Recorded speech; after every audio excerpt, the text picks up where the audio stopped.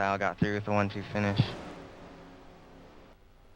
Well, Ryan, you did a fantastic job out there. I know you made your team owner, Kevin King, a very happy team owner. Did a great job. Was there any temptation? You can tell me. You can be honest with me. It's just you and me talking. Nobody listening. Nobody's going to hear about it. Any temptation to jump out there and try to pick up that top spot?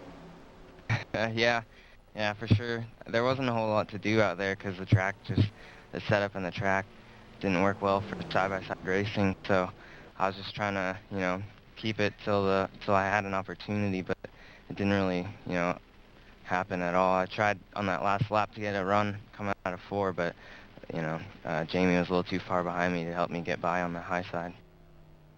Well, you'll hit plenty of drafting tracks before the end of season number 8. Is it going to be a case of, all right, Patrick, I helped you at Daytona. Now it's time to return the favor the next time you hit one of these drafting tracks? Yeah. That'd be pretty cool if we get in that position again, 1-2, but, just gotta focus on the points right now and just try and get some good runs. Well, speaking of good runs, tell us about that restart with 12 laps to go. Obviously, the rest of the crew knew they were going to have to try to move to the high side. They had no choice. You were not going to give up the inside line. Obviously, Patrick Baldwin was not going to give up the inside line. It would have been race suicide for Baldwin. Any concern that these guys were going to get a heck of a run on the high side on you? Yeah, it hadn't been a real threat the whole race. I saw Jamie falling back there with a couple to go. He got a good run a couple times, but I don't think they had really anything up on the high side. Just the track didn't have the grip up there. Brad Keselowski, he was working the high side pretty good. He got up to 4th there, and something happened to him, I don't know, but he was the only real challenge up there on that high side. All right, well, before we pitch it back down to Tony Tech Stevens, who will have Jamie Valentine, anybody you want to send a special shout-out to or a thank you? Yeah, I got to thank Kevin for having me on his team. I just want to say hey to Eddie, Brian, and Drew, and maybe Tyler if he's watching, I don't know, but thanks. There you go, Tony. That is Ryan Bowers. Comes home second, does one heck of a job pushing his teammate to help him lead 88 of 90 laps here tonight. You've tracked down the number 59 of Jamie Valentine. That I certainly have. Jerry's Driving, probably one of the best sponsors out there, the Sirius Satellite Radio Chevrolet. But nonetheless, all that extra power under the hood from the digitized bandwidth of Sirius Satellite Radio wasn't enough, it appeared, for Jamie Valentine to work his way to the front. Jamie, what would it have taken to get you past those 2 leaders? 2 more guys behind me, and hopefully they maybe would have stayed with me there. But, low line was the line to run, and that was it. You say you needed some help on the top side. It looked like you were able to get a run off the corner like we've seen in the past. You back off, let those guys get a run out in the center of the corner. You try to use that draft to get a run from the center out and pass them down the straightaway. I mean, was everybody just not close enough to you maybe to give you that extra push, or was it just a matter of your car wasn't there with your previous pit stop strategy earlier in the race? What do you think maybe was that deciding factor as to why somebody else didn't go with you? Well, at that late in the race, with a few laps to go, I couldn't even take a chance. Nobody goes with you. You know how that goes on a plate track. You end up to the back of the field there, real quick, too. I had Tony there going with me there, but I didn't know if he was going to go with me or not. And, of course, we all know that keeping a top position is, of course, very crucial to success in the long term with points, things of that nature in this particular division. Jamie, talk about real quick, looking for the next couple of weeks, what's your outlook on this particular season in the Grand National Division of the DMP? Just looking to hook up with a lot of top 5s. It's all about points at the end of the season.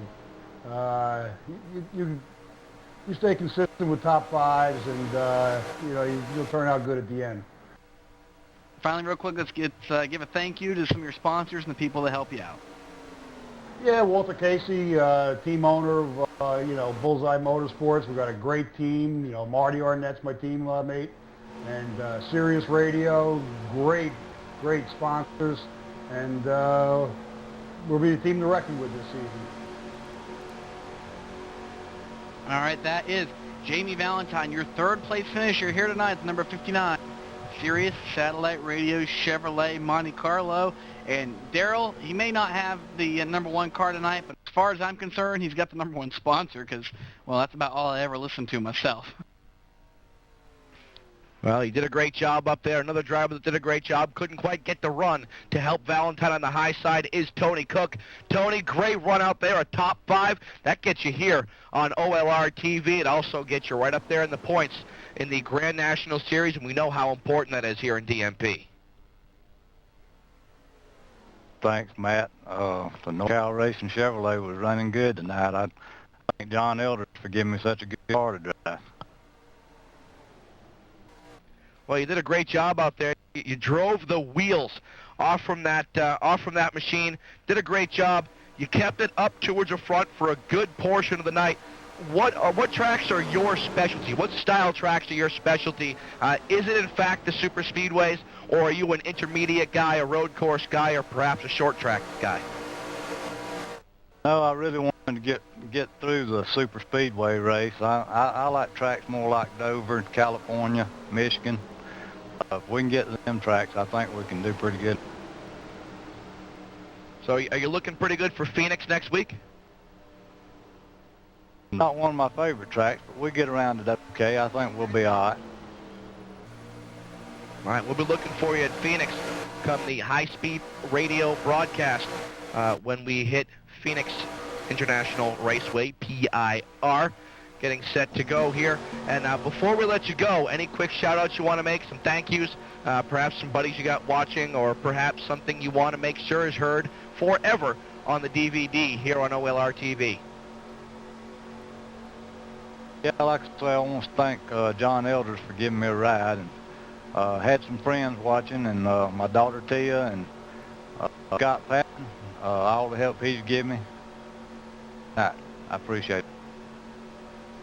There you go. That's Tony Cook, driver of the 08 machine. Didn't get to the front of the field for a lap, but had a very strong car all night long. He's looking forward to the upcoming tracks, especially California. I think he'll do quite well at Kansas, and I think he'll surprise a lot of people at Phoenix, even though he claims he doesn't like that track all that much. We'll pitch it back down to Tony Tech Stevens, who has tracked down Justin Garrett. That I certainly have, Daryl. And speaking of tracks where people should do good, this Justin Garrett guy is from a town called Chesterfield, Virginia. There's another clown that, well, I wouldn't call him a clown, another cat would maybe be a better description, who does really, really well on flat tracks, and he's kind of from that same town. Some kid named Benny Hamlin. I don't know if you ever heard of him. But nonetheless, he's also won at Daytona. He won the Bud Shootout last year, so not that the guys had any success or anything. Justin Garrett, you're almost in that same position, but came up a little bit short, 5th spot. Take us through your race this evening. Well, to start out, I just wanted to stay out in trouble, so for first part of the race, I just pretty much stayed in the back and hoped to miss the wrecks. And towards the end, I just started moving towards the front and missing the wrecks. Almost got in one. I was right behind J.D. Laird, and they started all piling up in front of me, and I barely got through that one, but... Well, Justin, you did start in the 20th position tonight. You're one of the last cars to take time. So you certainly had to work your way through not only some wrecks, but you had to just flat out pass some cars. Was it as hard to pass as it looked like up front, or as you were further back in the pack, was it a little bit easier to get by some of those guys in front of you? Well, in the first part of the race, it was pretty easy since everyone was just taking it easy, but definitely the low line was dominating. Pretty much wasn't a high line unless you got 3 or 4 cars to go with you, which no one really wanted to go with anyone else. So low line was definitely the line to go with. And one finally, just before I let you go and take care of whatever other business you have to take care of. You're sitting here, Daryl, Matt back up there. Guys back at me, please interview the top 5. Please, please, come on, please. So, Justin, I'll give you the chance now since you're on OLR TV with the rest of the world. Let's give a thank you, shout out, whatever you want to do to some of your sponsors, friends, people to help you out. Yeah, I'd like to give a shout out to my owner, Chad Miller, and his sponsor, Balone. Some of the guys back at Ascors, JD, Aaron, Jason, and then Jonathan. And congratulations, Justin, on your 5th place finish. You're in a good points position as we head to Phoenix International Raceway. That is Justin Garrett, your 5th place finisher, Darrell, driver of that number 7 Balone Chevrolet from Chesterfield, Virginia. And one thing's for certain, I think tonight is a precursor, Darrell, of the action we can expect to see throughout the course of this Grand National season for the DMP leagues. Oh, absolutely, and that would be a very, very accurate assessment of what we're going to see throughout this season here with the DMP Grand National Series, of course, live on OLR TV and on High Speed Radio. Coming up next week, we'll have DMP on High Speed Radio at 9:30. You want to hear that race? That'll be at highspeedradio.com. Link is right down there in the bottom of your OLR TV window. That'll be the Grand National Series, and then the Sportsman Division on the following day, on the 16th. That'll also be from Phoenix. And then OLR TV fans rejoice. Extreme NASCAR back on Monday, August 20th at 9 o'clock Eastern Time.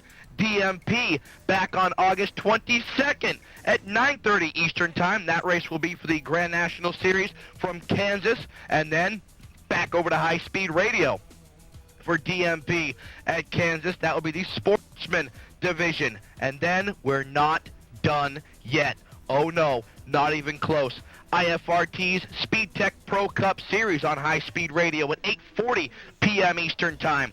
DMP's California race, the Grand National Series, at 9:30 Eastern Time. That'll be on High Speed Radio. And then to finish up the month on High Speed Radio on Thursday, August 30th, DMP's Sportsman Series, again, 9:30 Eastern Time from California. And that race will be coming to you emanating from the worldwide base of Racing Kid Productions in Auburn, New York.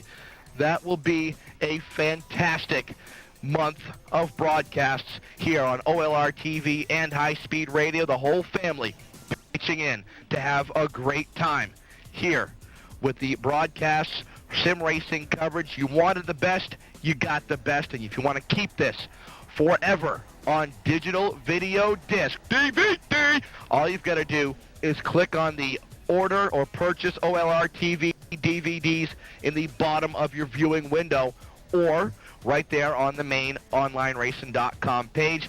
$8 pre-order until midnight. 10 minutes left with the pre-order. $8 for the pre-order. If you miss it,